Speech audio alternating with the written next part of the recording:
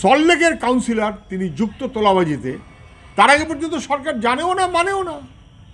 এই সরকারের কোনো জ্ঞান হবে না। একেবারে নেতাজি সুভাষচন্দ্র বসু তাদের এলগিন রোডের বাড়িতে গিয়ে পর্যন্ত সুভাষদাকে ডেকে দিন, আমি দালালি করতে এসেছি। কোথা থেকে ইট বালি নেওয়া হচ্ছে, কোথা থেকে এই সমস্ত ভাড়া লাগানো হচ্ছে, রিপেয়ার করা হবে আমাদেরকে নজরানা না দিয়ে সুভাষদাকে ডেকে দিন, নেতাজি সুভাষ বোসকে ডেকে দিন। এই কথা বলে পর্যন্ত তোলাবাজরা যায়। যে দল তাকে প্রশ্রয় দেয় সেই দলের নাম তৃণমূল, তারা সরকার চালাচ্ছে। এখন দূতাবাস উকিলদের একটা লিস্ট পাঠিয়েছে, প্রয়োজনে দূতাবাস সাহায্য করবে যারা এই ধরনের সাহায্য করে থাকে। আর কোনো মান সম্মান কিছু থাকে বাংলার, আমাদের রাজ্যের? খাস গড়িয়াহাট এলাকায় অভিযুক্ত প্রমোটারকে এখনো পুলিশ ধরতে পারেনি। তোলাবাজের যে তাণ্ডব, অর্থাৎ স্থানীয় প্রমোটার খোকন সর্দার, যার বিরুদ্ধে অভিযোগ উঠেছিল আমেরিকাবাসী বাঙালিকে মারধর করার, সেই ঘটনায় মূল অভিযুক্ত খোকন সর্দার স্থানীয় প্রমোটার, তাকে এখনো পুলিশ ধরতে পারেনি। যে কারণে এই আমেরিকাবাসী বাঙালি তিনি এখনো আতঙ্কে রয়েছেন। এখনো মূল অভিযুক্ত অধরা, তার সহযোগীকে গ্রেপ্তার করলো কোথায় এই প্রমোটার, এ নিয়ে প্রশ্ন উঠছে। আতঙ্কে মার্কিন দূতাবাসের দ্বারস্থ হয়েছেন প্রবাসী এই বাঙালি। আপনারা জানেন যে খাস গড়িয়াহাট এলাকায় কাকুলিয়াতে এই ব্যক্তিকে মারধর করা হয়েছিল, বাড়ির সামনে বালি রাখা নিয়ে বচসা হয়েছিল বলে দাবি করেছিলেন এই প্রমোটার। যদিও এই ব্যক্তি অর্থাৎ আমেরিকাবাসী বাঙালি তিনি বলেছিলেন যে তাকে মারধর করা হয়েছে, তাকে রাস্তায় ফেলে মারধর করা হয়েছে। যদিও যাবতীয় অভিযোগ এই অভিযুক্ত প্রমোটার অস্বীকার করেছেন, কিন্তু সেই অভিযুক্ত প্রমোটারের কোনো খোঁজ নেই, সে এখনো অধরা।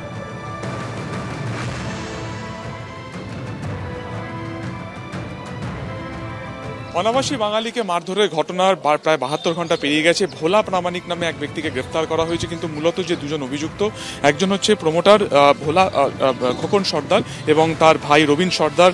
এদের খোঁজে কিন্তু এই মুহূর্তে দেখা যাচ্ছে রবীন্দ্র সরোবর থানার একটি পুলিশের দল, তারা কিন্তু এই মুহূর্তে কাকুলিয়া রোডে এসেছেন। বিভিন্ন জায়গা তারা খুঁটিয়ে দেখছেন যে কোথায় তাদের বাড়ি রয়েছে। কিছুক্ষণ আগে তারা রবীন সর্দার, যিনি কিনা মূল অভিযুক্তের ভাই এবং এফআইআর দ্বিতীয় নাম হিসেবে যার নাম নথিভুক্ত রয়েছে, তার চায়ের দোকানও তারা যান। কিন্তু সেই চায়ের দোকান গতকালকে খোলা থাকলেও আজকে কিন্তু সেই চায়ের দোকান বন্ধ অবস্থাতে রয়েছে। এবং দেখা যাচ্ছে যে আশপাশের বিভিন্ন গলিতে তারা কিন্তু এই মুহূর্তে সার্চ করছেন যে যারা সেদিনকে এই ঘটনার সাথে ওতপ্রোতভাবে যুক্ত ছিল, যারা জিষ্ণুনাথকে মারধর করেছিলেন, সেই ঘটনায় কারা কারা যুক্ত রয়েছেন, সেই ঘটনায় মূল অভিযুক্তরা এই মুহূর্তে কোথায়, তাদের খোঁজে কিন্তু দেখা যাচ্ছে কাকুলিয়া রোডের বিভিন্ন জায়গায় তারা যাচ্ছেন। এবং যে কনস্ট্রাকশন সাইটে মারধর করা হয়েছিল জিষ্ণুকে, সেইখানেও কিন্তু তারা এই মুহূর্তে সেই জায়গাটি তারা দেখছেন এবং আশপাশে যারা মানুষ রয়েছেন তাদেরকেও কিন্তু জিজ্ঞাসাবাদ করা হচ্ছে। ক্যামেরা দীপ্তেন্দু চক্রবর্তীর সঙ্গে সুকান্ত মুখোপাধ্যায়, এবিপি আনন্দ। অর্থাৎ প্রবাসী বাঙালিকে আক্রমণের ঘটনায় এক সহযোগীকে গ্রেফতার করলো মূল অভিযুক্ত খোকন সর্দার, স্থানীয় প্রমোটার, এবং তার ভাইয়ের কোনো খোঁজ এখনো পর্যন্ত নেই। এ নিয়ে আক্রান্ত সফটওয়্যার আর্কিটেক্ট তিনি কি বলছেন শোনাবো। জানিয়ে গেছি, আমি বারবার জানাচ্ছিলাম যে আমি যে কনসালেটে যাব ওদের ঠিক কতটা আমি জানাতে পারি। ওনারা থানা থেকে আমাকে আশ্বাস দিচ্ছিলেন যে আপনি বলে দেবেন যে আমরা আমাদের প্রসেস মতন কাজ করছি। মূল যে অভিযুক্ত যেই দুজন, তারাই তো অ্যাকচুয়ালি হর্তাকর্তা, তারাই তো অ্যাবসকন্ডিং, তারাই মিসিং। তো সেটাই একটু ভয় লাগছে। তবে একটা সান্ত্বনা পাওয়া গেল যে অ্যাটলিস্ট একজনকে ধরা গেছে, এবং সেই তো এই কনস্ট্রাকশন সাইট চালায় এবং সেই আমাদের এই মিস্ত্রিদেরকেও অনেকবার থ্রেট করেছে। স্থানীয় প্রমোটার খোকন সর্দারের বিরুদ্ধে মূল অভিযোগ উঠল, তার স্ত্রী দাবি করছেন তার স্বামীকে ফাঁসানো হচ্ছে। তিনি কি বলছেন, একই সঙ্গে স্থানীয় কাউন্সিলর তিনি কি বললেন শোনাবো। বাবু কোথায় আছে আমাকে বলে যায়নি, কালকের থেকেই বেরিয়ে গেছে উনি। কালকে উনি সকালেই বেরিয়ে গেছে। না, তাও কোথাও কিছু বলে যায়নি আমাকে। হ্যাঁ, চায়ের দোকান সামনে। রবীনবাবুও নেই, রবীনবাবু ওই ওনার শ্বশুরের অবস্থা খারাপ, উনি ওখানে গেছে।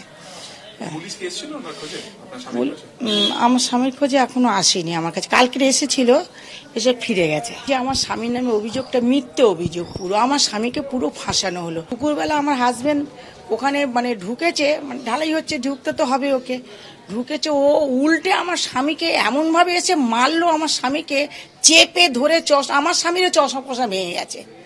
আমার স্বামীকে ঘুষি ফুসি মেরে এক করেছে। উনি এমনি তৃণমূল করে, বরাবরই উনি এটাই করতেন। আজ পর্যন্ত 90 নম্বর ওয়ার্ডে কেউ বলতে পারবে না যে কেউ কোনো ঘর বাড়ি করতে গেলে এই চাঁদা তোলা বা তোলা দিতে হয়।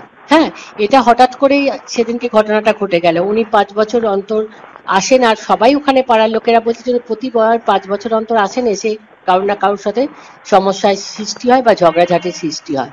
তৃণমূলের আমরা তো একটা পার্টি আমরা কেউ করতেই পারি, তাই না? তৃণমূল, কংগ্রেস, কেউ সিপিএম, যে যার যেটা সে তো করতেই পারে, তার সাথে কি আছে। প্রবাসী বাঙালিকে মারধরের ঘটনা নিয়ে সুজন চক্রবর্তী সিপিএম নেতা তিনি কি বলছেন শোনাবো। সল্টলেকের কাউন্সিলর তিনি যুক্ত তোলাবাজিতে, তার আগে পর্যন্ত সরকার জানেও না মানেও না।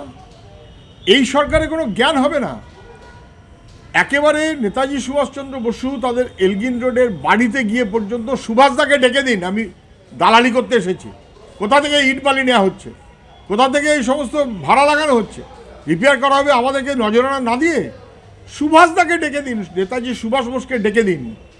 এই কথা বলে পর্যন্ত তোলাবাজরা যায়। যে দল তাকে প্রশ্রয় দেয় সেই দলের নাম তৃণমূল, তারা সরকার চালাচ্ছে। এখন দূতাবাস উকিলদের একটা লিস্ট পাঠিয়েছে, প্রয়োজনে দূতাবাস সাহায্য করবে যারা এই ধরনের সাহায্য করে থাকে। আর কোনো মান সম্মান কিছু থাকে বাংলার, আমাদের রাজ্যের?